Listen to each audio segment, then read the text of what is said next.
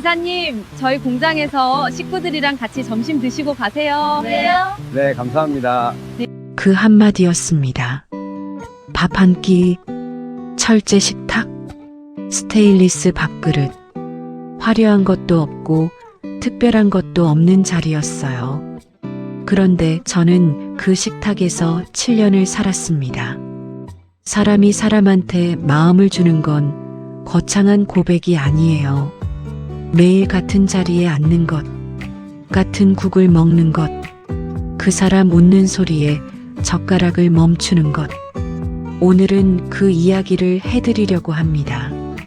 끝까지 함께 해주실 분들 지금 바로 좋아요와 구독 먼저 눌러주세요. 이런 이야기 주변에 꼭 나눠주셔야 할 것 같아서요. 자, 그럼 시작할게요. 비가 쏟아지는 날이었다. 나는 그날도 루트대로 움직였다. 오전 6시에 집을 나와 분류 작업을 마치고 오전 9시부터 배달을 시작한다. 이 공장, 저 창고, 저 상가 뒤편 계단, 12곳을 돌아야 하루가 끝난다. 비 오는 날엔 다 느려진다. 손도 발도 마음도. 방수포를 걷어내고 박스를 내릴 때마다 빗물이 손목 안으로 흘러들어왔다. 나는 그냥 뒀다. 막는다고 막히는 것도 아니고 따뜻한 척한다고 따뜻해지는 것도 아니다. 이 일을 13년 하면서 배운 거다. 될 일은 되고 안 될 일은 안 된다. 몸이 먼저 알고 있다. 점심은 늘 그랬다. 편의점 김밥이거나 차 안에서 끓이는 컵라면이거나 비 오는 날엔 그 컵라면 뚜껑도 눅눅하게 젖어 있었다. 마지막 납품처가 이봉재 공장이었다. 원단 박스 8개. 무거운 건 아니다. 하지만 비가 오면 주의해야 한다. 원단은 물에 약하다. 나는 방수포를 한 번 더 확인하고 카트를 밀었다. 공장 셔터가 반쯤 열려 있었다. 안에서 재봉틀 소리가 들렸다. 이 공장은 늘 그랬다. 아침부터 저녁까지 리드미컬하게 쉬지 않고 박스를 내려놓고 서명을 받으려는데 문이 열렸다. 앞치마를 두른 여자였다. 30 중반쯤 됐을까? 우산도 없이 처마 밑에 서서 나를 봤다. 그리고 말했다. 기사님, 저희 공장에서 식구들이랑 같이 점심 드시고 가세요. 나는 잠깐 멈췄다. 처음에는 그냥 인사말인 줄 알았다. 어른들이 흔히 하는 말. 밥 먹었어요? 밥은 먹고 다녀요? 실제로 기다리는 말이 아닌 그냥 건네는 말.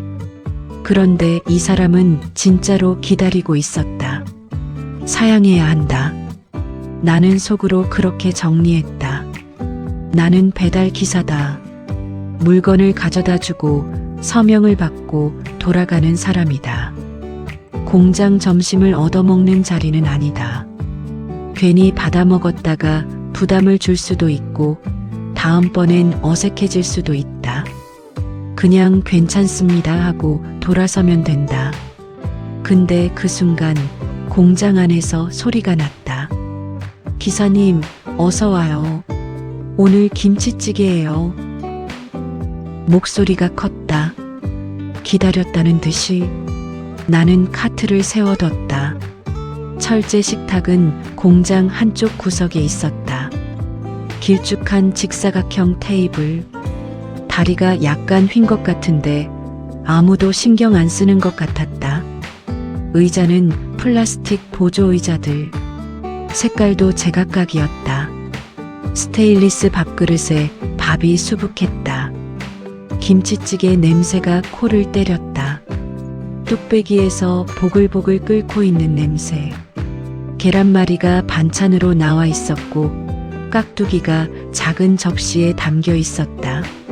나는 한 달은 맡아보지 못한 냄새라는 걸 그때 알았다. 어서 앉아요, 기사님. 활달한 목소리의 여자가 손짓했다. 나중에 알았는데 정미자 씨였다. 재봉 담당 15년 경력. 이 공장에서 제일 오래 일한 사람. 밥은 같이 먹어야 정이 드는 거예요. 혼자 차 안에서 드시면 얼마나 썰렁해요. 반쯤 쑥스러워서 구석 자리에 앉으려는데 맞은편에 앉은 남자가 말없이 국그릇을 내 앞으로 밀어줬다. 무뚝뚝한 얼굴, 과묵한 사람이었다. 한영수 씨, 재단사. 이 공장에서 제일 과묵한 사람이기도 했다. 그는 아무 말도 하지 않았다. 그냥 밀어줬다. 나는 젓가락을 들면서 이상하게 목이 메었다. 창밖을 봤다. 비가 아직도 내리고 있었다. 그날 이후였다. 나는 거의 매일 그 식탁에 앉았다. 처음엔 자연스럽게 됐다. 납품 오는 날이 점심 전이면 식구들이 당연한 듯 자리를 만들어줬다. 내가 먼저 말한 것도 아니고 누가 공식적으로 초대한 것도 아니었다. 그냥 그렇게 됐다. 성훈 기사님이 어느 날부터 성훈 씨가 됐다. 공장 일도 가끔 도와줬다. 무거운 원단을 옮겨야 할 때, 창고 정리할 때, 특별한 이유가 있는 게 아니었다. 눈에 보이면 들어주는 거였다. 그게 전부였다. 봄엔 냉이 된장국이 올라왔다. 여름엔 열무국수가 나왔다. 가을엔 단호박 범벅을 해줬다. 겨울엔 순대국이었다. 밥이 쌓이면서 정이 쌓였다. 나는 몰랐다. 정이 마음이 되는 줄. 어느 날 은정이 물었다. 그때 처음 이름을 제대로 들었다. 김은정, 공장 여사장. 성훈 씨는 이 일 언제부터 했어요? 28대요. 처음엔 잠깐만 하려고 했는데 잠깐이 어떻게 됐어요? 나는 밥 한 숟갈을 넣고 씹으면서 대답했다. 13년이 됐네요. 은정이 웃었다. 작은 웃음이었다. 소리 없는 웃음. 입꼬리가 살짝 올라가는 그 표정. 나는 그 웃음을 오래 기억했다. 밥을 다 먹고 트럭에 올라타고 다음 루트를 달리면서도 이상하게 오래 기억됐다. 박경자 씨가 말한 건 그로부터 얼마 후였다. 다림질 담당. 눈치 하나는 공장에서 제일이라는 사람. 공장 앞 골목에서 나와 마주쳤는데 대뜸 이렇게 말했다. 성훈 씨, 우리 사장님 좋은 사람이지요? 나는 대답 대신 트럭 짐칸을 닫았다. 좋은 사람이면 말을 해야지.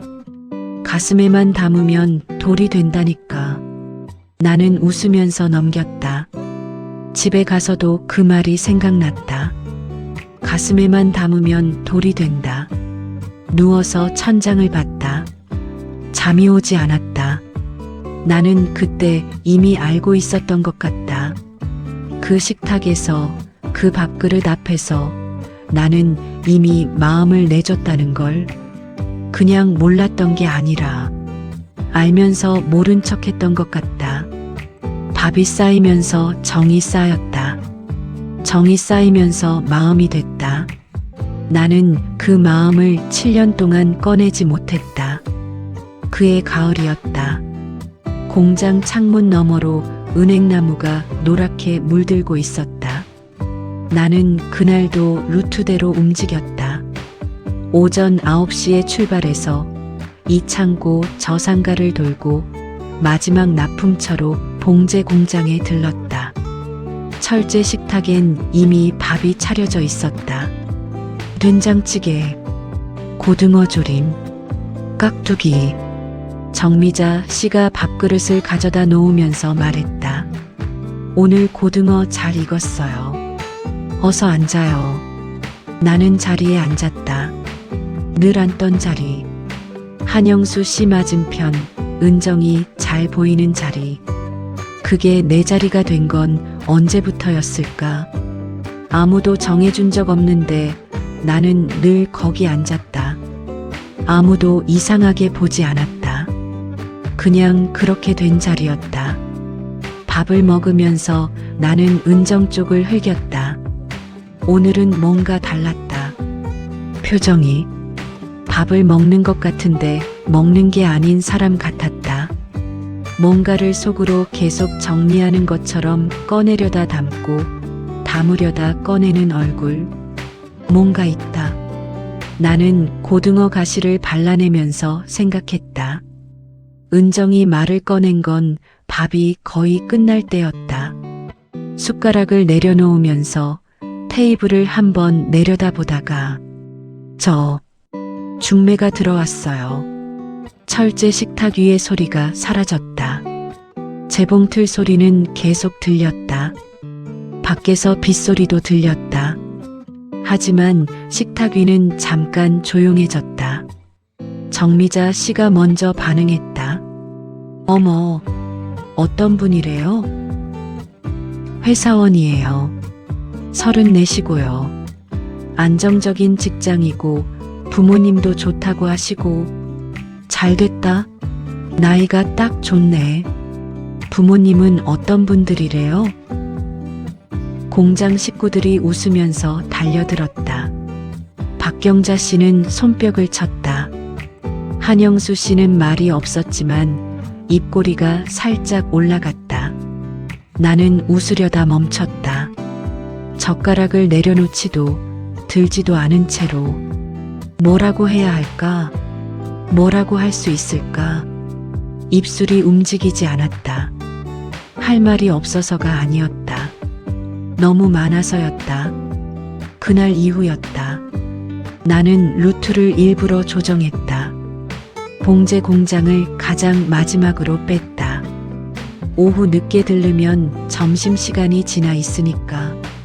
밥 얻어먹을 일이 없으니까. 이상한 회피였다. 내가 왜 피하는지 스스로도 정확히 설명하기 어려웠다. 잘못한 것도 없고 누가 뭐라고 한 것도 아니었다. 그냥 그 식탁 앞에 앉으면 내가 이상해질 것 같았다. 그런데 사흘째 되는 날 정미자 씨한테 전화가 왔다. 성훈 씨, 요즘 왜 안 와요? 바빠요? 오늘 추어탕 끓였는데. 나는 웃으면서 대답했다. 죄송해요. 루트가 바뀌었어요. 다음에 갈게요. 전화를 끊고 나서 잠깐 핸들을 잡은 채로 있었다. 다음이 있을까? 결국 다시 갔다. 안 가는 게 더 이상한 일이었다. 어느 날부터 밥 안 먹으러 온다는 게 그것도 설명이 필요한 일이었으니까. 철제 식탁에 앉았다. 늘 앉던 자리에. 은정은 평소랑 같았다. 밥을 푸고 국을 떠다 주고 공장 일을 이야기했다. 나도 평소랑 같으려고 했다. 젓가락을 들고 밥을 먹고 웃었다. 하지만 달랐다. 뭔가 하나가 어긋나 있는 것처럼 자꾸 한 박자씩 늦었다. 어쩌면 나만 달랐던 걸지도 모른다. 결혼 이야기는 빠르게 진행됐다. 중매가 들어온 지 2달 만에 상견례가 끝났다는 이야기를 들었다. 공장 식구들 사이에서 자연스럽게 흘러나왔다. 상견례 잘 됐대요. 날짜도 잡힌다던데. 서두르긴 해도 좋은 거지 뭐. 나는 밥을 먹으면서 들었다. 고개를 끄덕이거나 웃거나 그냥 가만히 있거나 반응을 어떻게 해야 할지를 계속 조절해야 했다. 그게 제일 피곤했다. 웃는 얼굴을 유지하는 것. 이상하게 보이지 않으려는 것. 어느 날 밤 집에 돌아와서 소파에 쓰러지면서 생각했다. 내가 뭔데? 나는 택배기사다. 매일 밥 얻어먹은 사람이다. 고마운 사람들한테 감사하게 밥 얻어먹고 가끔 원단 옮겨주고 그게 전부 아닌가. 그 사람이 좋은 사람 만나서 행복하게 살면 그러면 된 거 아닌가. 스스로를 설득하는데 30분이 걸렸다. 설득은 됐다. 마음은 안 됐다. 결혼식은 3개월 만이었다. 빠른 사람들이었다. 아니면 두 사람 다 준비가 돼 있었던 걸지도 모른다. 마지막 날, 공장 점심 식탁에 잡채가 올라왔다. 은정이 직접 한 거라고 정미자 씨가 말해줬다. 재료를 전날부터 손질했다고. 시금치, 당근, 목이버섯, 당면. 우리 사장님이 요리 잘한다니까요. 나는 젓가락으로 잡채를 집으면서 한 번 씹었다. 달았다. 간이 딱 맞았다. 이 맛을 기억하지 말아야 한다. 은정이 말한 건 밥이 끝날 무렵이었다. 다들 일어나는 분위기에서 나한테 잠깐 눈을 맞추면서 기사님, 그동안 밥 같이 먹어서 좋았어요. 웃는 얼굴이었다. 진심으로 웃는 얼굴이었다. 나는 웃었다. 오래 연습한 웃음이었다. 저도요. 그리고 한 박자 쉬었다가 잘 사세요. 그게 전부였다. 3개월 동안 밥을 수십 번 같이 먹으면서 내가 한 말이 잘 사세요. 3글자. 나는 카트를 끌고 공장 밖으로 나왔다. 하늘이 흐렸다. 비가 올 것 같았다. 트럭에 올라타서 시동을 걸었다. 출발하기 전에 잠깐 핸들 위에 이마를 얹었다. 한마디만 더 했으면 어땠을까? 한마디만. 모르는 일이었다. 그리고 이미 늦은 일이었다. 그날 이후 나는 그 길을 돌려다녔다.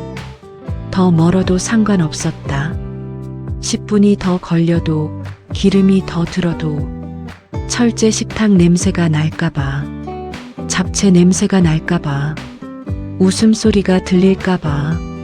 봄이 지나고 여름이 왔다. 여름이 가고 가을이 왔다. 나는 루트를 돌려서 다녔다. 짐은 내려놓을 수 있다. 박스든 원단이든 이삿짐이든 몸을 쓰면 되니까. 내려놓는 법을 몸이 알고 있으니까. 그런데 마음은 내려놓는 법을 아직 모른다. 해가 지는 루트를 달리면서 나는 생각했다. 그리고 그 생각을 7년 동안 했다. 7년이 지났다. 나는 48살이 됐다. 택배기사에서 이삿짐 센터 대표가 됐다. 거창한 건 아니다. 직원 넷, 트럭 2대, 간판은 성운 이삿짐 센터. 이름 석자를 걸었다는 것 하나만으로도 나는 충분하다고 생각했다. 아침 8시에 사무실을 열고 접수를 확인하고 직원들 루트를 짜고 직접 뛰는 날엔 트럭에 오른다. 예전 택배기사 때랑 크게 다르지 않다. 짐을 옮기는 일이다. 사람의 살림을 한 곳에서 다른 곳으로 나르는 일. 사람이 이사를 가는 건 새로 시작하고 싶어서다. 짐을 옮기다 보면 알게 된다. 박스 안에 뭐가 들었는지, 어떤 살림이 어떻게 쌓여 있는지 말 안 해도 보인다. 그 집에서 어떤 일이 있었는지가. 그날 아침도 루트대로 시작했다. 직원이 접수 내역을 넘기면서 말했다. 사장님, 오전 이사한 건 있어요. 2아이 딸린 단독 이사고요. 짐은 많지 않대요. 알았어. 내가 직접 간다. 특별한 이유는 없었다. 직원 하나가 전날 허리를 삐끗했다. 내가 가는 게 낫겠다 싶었다. 트럭에 올라타서 주소를 찍었다. 빌라 3층. 오래된 동네였다. 초인종을 눌렀다. 안에서 발소리가 났다. 아이 목소리도 들렸다. 잠깐 있다가 문이 열렸다. 그리고 나는 7년 전으로 돌아갔다. 은정이었다.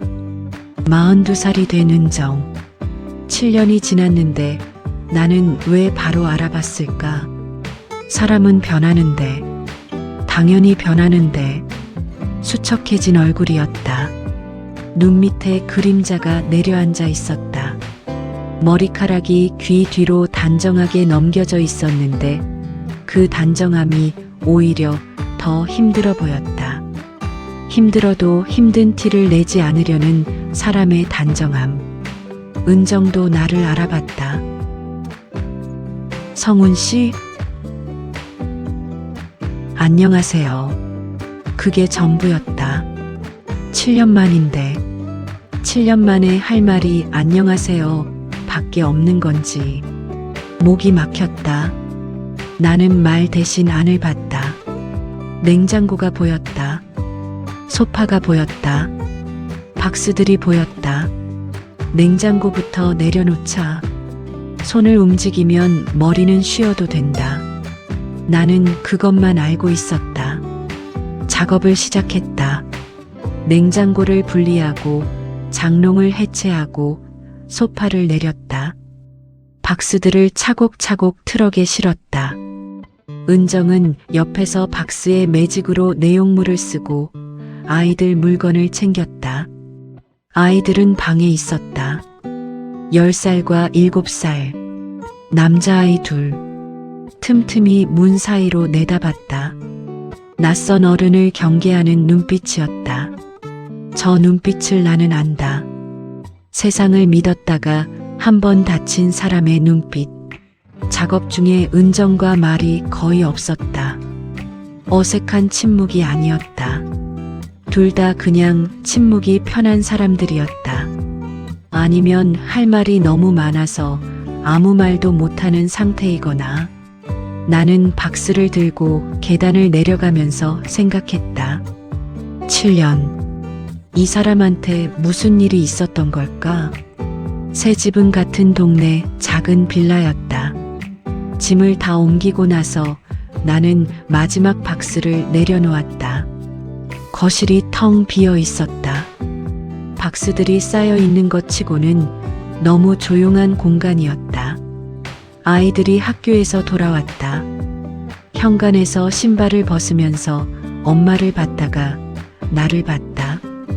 은정이 말했다. 이삿짐 도와주시는 분이야. 아이들이 고개를 꾸벅했다. 그리고 엄마 뒤로 숨었다. 나는 마지막 테이프를 정리하면서 일어서려는데 은정이 말했다. 이혼했어요. 나는 멈췄다. 창밖을 봤다. 은정도 창밖을 보고 있었다. 제가 먼저 신고했어요. 경찰에. 아이들한테 못 볼 꼴 보일 수 없었어요. 목소리가 흔들리지 않았다. 담담했다. 근데 담담한 목소리가 더 오래 남는다는 걸 나는 알고 있었다. 흔들리지 않으려고 오래 연습한 목소리니까. 이 사람은 혼자서 싸웠구나. 7년 동안 혼자서. 나는 아무 말도 하지 않았다. 할 수가 없었다. 나중에 알게 됐다. 천천히 조금씩. 처음엔 야근이었다. 주 3일이 야근이더니 주 4일이 됐다.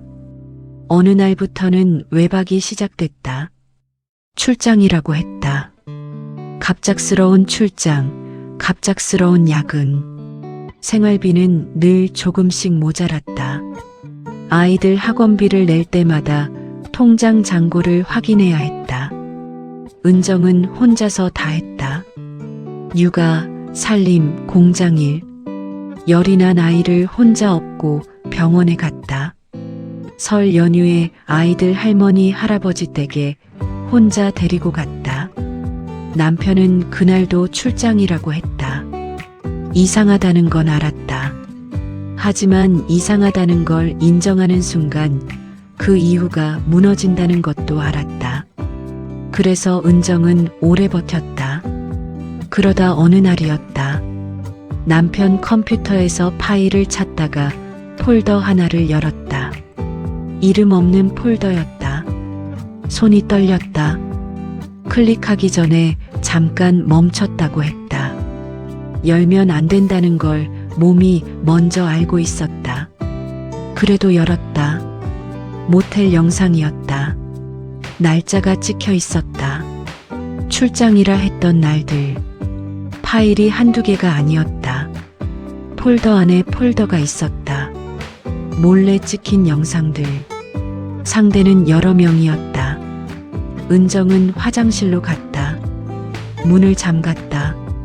무릎이 꺾였다. 그래도 쓰러지지 않았다. 얼마나 앉아 있었는지 모른다. 바닥이 차가웠다. 손이 계속 떨렸다. 울었는데 소리를 냈는지 안 냈는지도 몰랐다. 그러다가 방 쪽에서 소리가 들렸다. 작은 아이가 자다가 뒤척이는 소리였다. 은정은 일어났다. 세면대 앞에 섰다. 거울을 봤다. 물로 얼굴을 씻었다. 그리고 거실로 나와서 핸드폰을 들었다. 112 버튼을 눌렀다. 무너지면 아이들이 무너져요. 나는 그것만 생각했어요. 최민식은 수사를 받았다. 불법 촬영, 위계에 의한 성매매, 가정방임, 혐의가 하나씩 드러났다. 야근이라던 날들이 하나씩 펼쳐졌다. 안정적인 회사원, 부모님도 좋다던 사람, 3개월 만에 결혼한 사람, 7년이었다. 은정이 혼자 버텨온 7년. 나는 이삿짐을 정리하면서 그 7년을 생각했다. 나는 그 7년 동안 뭘 했나? 그 길을 돌려다니면서 루트를 바꾸면서 잘 사세요 3글자 남기고 트럭 짐칸 문을 닫으면서 나는 하늘을 한번 올려다봤다. 흐린 날이었다. 비가 올 것 같은 날이었다. 7년 전 그날처럼 돌아오는 길에 나는 루트를 바꾸지 않았다. 그 동네를 그냥 지나쳤다. 봉제 공장이 있던 자리. 지금은 다른 가게가 들어와 있었다. 철제 식탁이 있던 자리에 누군가의 다른 일상이 있었다. 이 사람 옆에 있어야겠다. 거창한 생각이 아니었다. 선언도 아니었다. 그냥 그랬다. 짐을 들어야 할 때 들어주는 것. 무거운 걸 같이 옮기는 것. 그게 내가 할 수 있는 일이었다. 그게 내가 아는 말이었다. 사무실에 돌아와서 나는 수첩을 꺼냈다. 공장 자리, 거래처, 예전에 알던 원단 납품처 번호들, 연락해봐야 할 곳들이 있었다. 밥이 쌓이면서 정이 쌓인다. 7년 전 정미자 씨가 했던 말이 이제야 제대로 들리는 것 같았다. 이사 다음 날부터 동네가 움직였다. 소문이라는 건 빠르다. 발이 없는데 어떻게 그렇게 빨리 퍼지는지 나는 이삿짐 일을 하면서 알게 됐다. 사람들은 새로 이사 온 집에 관심이 많다. 특히 아이 둘 딸린 여자가 혼자 들어왔을 때 편의점 앞에서 들렸다. 아파트 복도에서 들렸다. 혼자 온 여자래. 아이 둘 데리고 이혼한 거라던데. 무슨 사정인지 남편이 뭔 짓을 했다던데 그것도 한두 번이 아니래. 수군거림은 꼬리를 물었다. 처음엔 사실이 반, 나머지 반은 살이 붙었다. 살이 붙으면 모양이 바뀐다. 모양이 바뀌면 원래 사람이 사라지고 이야기만 남는다. 나는 그 앞에 섰다. 처음은 편의점이었다. 아침에 음료수를 사러 들어갔다가 계산대 앞 아주머니 둘이 이야기하는 걸 들었다. 302호 새로 온 여자 있잖아요. 뭐가 있어도 있는 거지. 아이 둘 데리고 혼자라는 게. 나는 계산을 하면서 말했다. 잘못은 남편이 한 겁니다. 짧게 말했다. 길게 설명하지 않았다. 두 사람이 멈췄다. 나를 봤다. 나는 거스름 돈을 받고 나왔다. 말이 짧을수록 더 무겁다는 걸 나는 안다. 거래처 연락은 생각보다 빨리 됐다. 예전에 택배 일하면서 알던 원단 납품처, 봉제 관련 거래처 몇 군데. 7년이 지났어도 번호가 살아있는 곳이 있었다. 업계는 좁다. 얼굴 한번 보면 이름을 기억하는 사람들이다. 성훈 씨, 오랜만이에요. 무슨 일이에요? 아는 분이 공장 재창업을 준비 중이에요. 좋은 조건으로 연결해 주실 수 있을까요? 전화를 3통 돌렸다. 두 곳에서 긍정적인 답이 왔다. 그리고 정미자 씨한테 전화했다. 성훈 씨, 이게 얼마만이에요? 목소리가 그대로였다. 7년이 지나도 정미자 씨는 정미자 씨였다. 은정 씨 소식 들으셨어요? 전화기 너머로 잠깐 침묵이 흘렀다. 들었어요. 속이 얼마나 상하던지. 공장 다시 시작하려고 해요. 도와주실 수 있어요? 이번엔 침묵이 짧았다. 당연하지요. 내 재봉틀 아직 있어요. 한영수 씨한테도 연락했다. 예상대로 말이 짧았다. 언제요? 다음 달 초 목표예요. 알겠어요. 그게 전부였다. 그게 한영수 시식 간다였다. 박경자 씨는 전화 받자마자 울었다.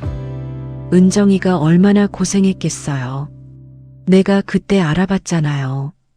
좋은 사람 놓치면 안 된다고. 나는 조용히 들었다. 성훈 씨, 당신이 있어서 다행이에요. 진심으로. 전화를 끊고 나서 나는 잠깐 핸들 위에 손을 얹고 있었다. 다행이라는 말이 이렇게 무거울 줄은 몰랐다. 아이들 등하교가 문제였다. 은정은 공장 재창업 준비에 정신이 없었다. 거래처 미팅, 임대 계약, 기계 점검. 하루에 15시간씩 움직이는 사람이었다. 아이들 학교는 오전 8시 반이었다. 제가 챙길게요. 은정이 고개를 들었다. 그건 괜찮아요. 애들 혼자 갈 수 있어요. 알아요. 그래도 제가 같이 가겠습니다.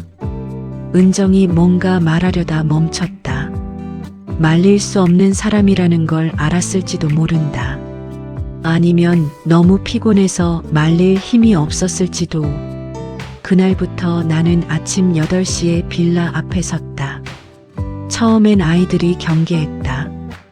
당연한 일이었다. 낯선 어른이 매일 아침 나타나는 건 아이들한테 이상한 일이다. 특히 아버지라는 사람한테, 대인 아이들한테는.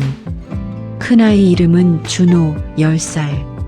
작은아이는 민준, 7살. 준호는 말이 없었다. 나를 보면 눈을 피했다. 엄마 손을 꼭 잡고 걸었다. 민준은 반대였다. 궁금한 게 많은 눈빛으로 나를 자꾸 올려다봤다. 사흘째 되는 날 아침이었다.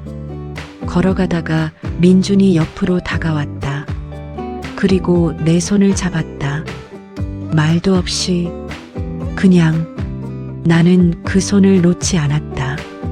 일주일쯤 지났을 때 준호가 처음으로 말을 걸었다. 학교 앞에서 가방을 고쳐 매다가 나를 올려다보면서 아저씨는 왜 맨날 와요? 뭐라고 해야 할까? 어른스럽게 말해야 할까? 아니면 솔직하게. 나는 잠깐 생각하다가 대답했다. 밥 같이 먹으러. 준호가 고개를 갸웃했다. 아직 아침인데요. 그러게요. 좀 이르네. 준호가 피식 웃었다. 소리 없는 웃음이었다. 입꼬리가 살짝 올라가는 그 표정. 나는 그 웃음을 알고 있었다. 7년 전에 본 웃음이었다. 공장 자리는 두 번째 후보지로 결정됐다. 첫 번째 자리는 임대료가 높았다. 두 번째 자리는 좁은 대신 조건이 좋았다. 은정이 꼼꼼하게 따졌다. 계약서를 2번 읽고 조건을 하나씩 확인했다. 이 사람은 무너진 게 아니었다. 처음부터 강한 사람이었다. 그냥 혼자였을 뿐이었다. 계약서에 도장을 찍는 날, 은정의 손이 잠깐 멈췄다. 나는 그 옆에 서 있었다. 아무 말도 하지 않았다. 은정이 도장을 눌렀다. 공장 기계를 들여오는 날, 정미자 씨가 왔다. 문을 열고 들어서면서 은정을 보더니 아무 말 없이 안았다. 오래 안고 있었다. 고생했어요, 우리 사장님. 은정이 울었다. 소리 없이 울었다. 나는 재봉틀 자리를 잡으면서 딴 데를 봤다. 그 눈물은 내가 볼 자리가 아니었다. 한영수 씨는 연장통을 들고 들어와서 기계부터 점검했다. 박경자 씨는 앞치마를 두르고 공장 바닥을 쓸었다. 공장 식구들이 돌아왔다. 7년 전 그 자리로 같은 사람들이 조금 더 나이 먹은 얼굴들로 정미자 씨가 말했다. 밥은 같이 먹어야 정이 드는 거야. 성훈 씨, 오늘 점심은 내가 할게요. 그날 저녁이었다. 공장 불을 끄고 나가려다 나는 은정이 혼자 앉아 있는 걸 봤다. 재봉틀 앞이 아니었다. 철제 식탁 앞이었다. 새로 들여온 식탁. 예전이랑 같은 모양의 식탁. 은정이 그 위에 손을 올려놓고 있었다. 차가운 철판 위에 나는 문 앞에 서 있었다. 한참 후에 은정이 말했다. 무섭지 않다는 게 거짓말이에요. 알아요. 잘 될 거라는 것도 장담 못해요. 알아요. 그런데 성훈 씨는 왜 말을 끝내지 않았다. 나도 대답하지 않았다. 대답이 필요한 말이 아니었다. 나는 불을 껐다. 은정이 일어났다. 우리는 공장 문을 잠그고 나란히 걸었다. 말이 없었다. 불편하지 않았다. 7년 전부터 우리는 원래 그런 사이였으니까 말 안 해도 되는, 옆에 있는 것만으로 되는, 짐을 들어 올릴 때는 자세가 중요하다. 무릎을 굽히고 등을 펴고 천천히 들어 올린다. 서두르면 다친다. 혼자 들려고 하면 더 다친다. 같이 들면 된다. 그게 전부다. 나는 그것만 알고 있었다. 그리고 이제 옆에 있었다. 재판은 2달 동안 이어졌다. 은정은 한 번도 흔들리지 않았다. 증인석에 앉아서 판사를 똑바로 봤다. 변호인이 질문을 비틀어도 목소리가 커져도 은정은 담담하게 답했다. 사실만 말했다. 날짜, 장소, 파일의 수, 그날들에 자신이 어디서 무엇을 하고 있었는지. 나는 법정 밖 복도에서 기다렸다. 아이들 손을 잡고. 준호는 말이 없었다. 벽을 보면서 조용히 앉아 있었다. 민주는 내 옆에 바짝 붙어서 자꾸 문 쪽을 봤다. 엄마 언제 나와요? 조금만 있으면 나와. 무서워요? 나는 잠깐 생각했다. 엄마는 안 무서워. 준호 민준이가 여기 있으니까. 민준이 내 팔을 꼭 잡았다. 문이 열리고 은정이 나왔다. 아이들이 달려갔다. 은정이 쪼그려 앉아서 둘을 한꺼번에 안았다. 나는 그 자리에 서 있었다. 7년 전에는 그냥 돌아섰다. 이번엔 돌아서지 않았다. 판결은 실형이었다. 불법 촬영, 위계에 의한 성매매 알선, 상습 기망. 최민식은 법정에서 고개를 숙였다. 안정적인 회사원. 부모님도 좋다던 사람, 3개월 만에 결혼한 사람, 7년이었다. 그 7년의 무게가 판결문 안에 들어 있었다. 은정은 판결이 났다는 연락을 받고 아무 말도 하지 않았다. 공장 재봉틀 앞에 앉아서 원단을 내려다봤다. 한참을 그러고 있었다. 정미자 씨가 옆에 앉았다. 아무 말도 하지 않았다. 그냥 옆에 앉았다. 그것만으로 됐다. 재개업식은 작게 하기로 했다. 은정이 먼저 그렇게 말했다. 거창하게 하지 말아요. 그냥 식구들끼리요. 알겠어요. 밥만 같이 먹어요. 그걸로 충분해요. 나는 고개를 끄덕였다. 그 말이 왜 그렇게 좋았는지 모른다. 밥만 같이 먹자는 말이, 그걸로 충분하다는 말이. 재개업식 전날 밤 나는 공장에 혼자 들어갔다. 철제 식탁을 닦았다. 의자를 정리했다. 재봉틀 위에 쌓인 먼지를 털었다. 아무도 시키지 않은 일이었다. 그냥 하고 싶었다. 불을 켜놓고 식탁 앞에 혼자 앉아봤다. 7년 전 처음 이 식탁에 앉던 날이 생각났다. 비 오는 날이었다. 스테인리스 밥그릇에 밥이 수북했다. 나는 젓가락을 들면서 창밖을 봤다. 그때는 몰랐다. 이 자리가 이렇게 오래 남을 줄. 재개업식 날은 맑았다. 정미자 씨가 제일 먼저 왔다. 앞치마를 두르고 들어서면서 소매를 걷었다. 오늘 내가 할게요. 아무도 건드리지 마요. 한영수 씨가 연장통을 들고 왔다. 재봉틀 한 대가 아직 조율이 덜 됐다며 앉아서 손을 봤다. 박경자 씨는 꽃 화분을 하나 들고 왔다. 공장 입구에 꽃 하나는 있어야지. 아이들도 왔다. 오늘은 학교를 반찬했다. 민준이 뛰어들어오면서 소리쳤다. 와, 밥 냄새 난다. 준호는 조용히 들어와서 식탁을 봤다. 그리고 나를 봤다. 저도 앉아도 돼요? 당연하지. 내 자리야. 준호가 식탁 의자를 당겨서 앉았다. 그 모습을 보면서 나는 한 박자 멈췄다. 저 아이가 이 식탁에 앉는 게 당연한 일이 되는 날이 오는구나. 그날이 오늘이구나. 정미자 씨가 국을 올렸다. 된장찌개였다. 뚝배기가 보글보글 끓었다. 계란말이가 올라왔다. 깍두기가 작은 접시에 담겼다. 스테인리스 밥그릇에 밥이 수북했다. 7년 전 그날과 똑같았다. 비는 오지 않았다. 창문 너머로 햇살이 들어왔다. 재봉틀 소리가 잦아들고 식탁 주위로 사람들이 모였다. 나는 국자를 들었다. 7년 전 은정이 내게 국그릇을 밀어줬던 것처럼, 한영수 씨가 말없이 그릇을 내 앞에 놓아줬던 것처럼 이번엔 내가 국을 풀었다.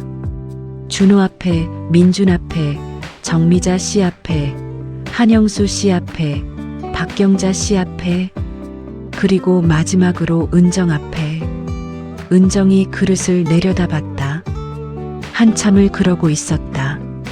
성훈 씨, 네. 이번엔 같이 먹어요. 나는 국자를 내려놓고 자리에 앉았다. 7년 만이었다. 그 식탁에 다시 앉는 게. 밥을 먹으면서 아무도 대단한 말을 하지 않았다. 정미자 씨는 된장찌개가 간이 잘 됐느냐고 물었다. 한영수 씨는 잘 됐다고 짧게 답했다. 박경자 씨는 계란말이가 좀 두꺼웠다고 스스로 아쉬워했다. 민주는 밥을 반이나 흘렸다. 준호가 동생 앞에 냅킨을 깔아줬다. 평범한 점심이었다. 화려하지 않았다. 특별한 것도 없었다. 그런데 나는 그 평범함이 이렇게 오래 걸리는 것인지 몰랐다. 철제 식탁, 스테인리스 밥그릇, 보글보글 끓는 뚝배기. 이것들이 이렇게 소중한 것인 줄, 잃어봐야 아는 것인 줄. 밥이 끝날 무렵이었다. 공장 불을 끄고 나가려다 나는 은정이 아직 앉아 있는 걸 봤다. 아이들은 한쪽에서 놀고 있었다. 공장 식구들은 뒷정리를 하고 있었다. 은정이 식탁 위에 두 손을 올려놓고 있었다. 차가운 철판 위에 나는 맞은편에 앉았다. 한참 침묵이 흘렀다. 말을 꺼내야 할 것 같았다. 7년을 묻어둔 말을. 그때 밥상에서 은정이 나를 봤다. 난 이미 마음 줬어. 공장 안이 조용해졌다. 재봉틀 소리도 없었다. 아이들 소리도 잠깐 멈춘 것 같았다. 은정이 고개를 떨궜다. 어깨가 흔들렸다. 소리 없이 울었다. 오래 울었다. 나는 기다렸다. 짐을 내려놓을 때처럼 서두르지 않고 천천히. 한참 후에 은정이 눈물을 닦으면서 물었다. 왜 그땐 말 안 했어요? 내가 행복해 보였으니까. 은정이 또 울었다. 나는 그게 어떤 눈물인지 알았다. 행복하지 않았다는 눈물이 아니었다. 그 말이 고마워서 우는 눈물이었다. 나는 평생 짐을 날랐다. 남의 짐을, 남의 이삿짐을, 박스든 원단이든 냉장고든 들어서 옮기고 내려놓고 돌아서는 일. 그런데 오늘은 나는 식탁을 봤다. 스테인리스 밥그릇이 남아 있었다. 된장찌개가 조금 남아 있었다. 준호가 흘린 밥풀이 식탁 위에 있었다. 오늘은 처음으로 내려놓아도 되는 자리에 앉았다. 은정이 말했다. 고마워요, 성훈 씨. 나는 고개를 끄덕였다. 고맙다는 말보다 더 하고 싶은 말이 있었다. 하지만 오늘은 이걸로 충분했다. 밥상은 다시 차려졌다. 사람들이 돌아왔다. 아이들이 웃고 있다. 천천히 하면 된다. 서두르지 않아도 된다. 창문 너머로 햇살이 식탁 위에 내려앉았다. 나는 국자를 다시 들었다. 한 그릇 더 할래요? 은정이 웃었다. 작은 웃음이었다. 소리 없는 웃음. 입꼬리가 살짝 올라가는 그 표정. 7년 전 그 웃음이었다. 네. 밥이 쌓이면서 정이 쌓인다. 정이 쌓이면서 마음이 된다. 마음이 되면 밥상이 된다. 그 밥상에 다시 앉은 날 나는 비로소 짐을 내려놓았다.